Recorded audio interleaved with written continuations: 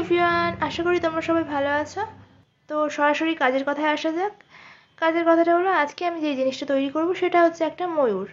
তো তার জন্য সবার ফার্স্টে কী করতে হবে, মোল্ডেড ক্লের রেজিন আর হার্ডনার পার্টটাকে ভালোভাবে মিক্স করে নিতে হবে। আর ক্লে দিয়ে কাজ করার সময় একটা কথা সবসময় মাথায় রাখতে হবে, মানে আমার যেটা মনে হয় যে খুব সামান্য সামান্য ক্লে নিয়ে কাজ করা উচিত। খুব বেশি ক্লে ইউজ করলে ভারী হয়ে যাওয়ার সম্ভাবনা থাকে জিনিসটা, আমি যাই বানাই না কেন। তো এখন আমি বানাচ্ছি ময়ূরের বডিটা। তো এটা বানানোর জন্য এই টুলসগুলোর সাহায্য নিতে হবে। তাতে কি হয়, এই জায়গাগুলোতে হাত দিয়ে কাজ করতে খুব অসুবিধা হয়, মানে হাত দিয়ে শেপ দেওয়া যায় না ঠিকঠাক, সেখানে এই টুলগুলো ভীষণ কাজে আসে। তো এইভাবে ময়ূরের বডি আর মুখটা এরকমভাবে বানিয়ে নিতে হবে। এরপর ময়ূরের একটা ডানা বানিয়ে নিতে হবে। যেভাবে আমি কাজটা করছি ঠিক সেভাবে কাজটা করলে খুব তাড়াতাড়ি হয়ে যাবে। এরপর ময়ূরের ঠোঁটটা রেডি করে নেওয়ার পর সরাসরি চলে আসবো ময়ূরের পালকে।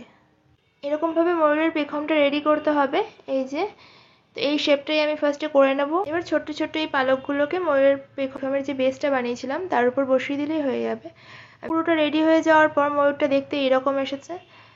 তাহলে ময়ূর বানানো শিখে গেলে দেখা হচ্ছে নেক্সট ভিডিওতে। টাটা।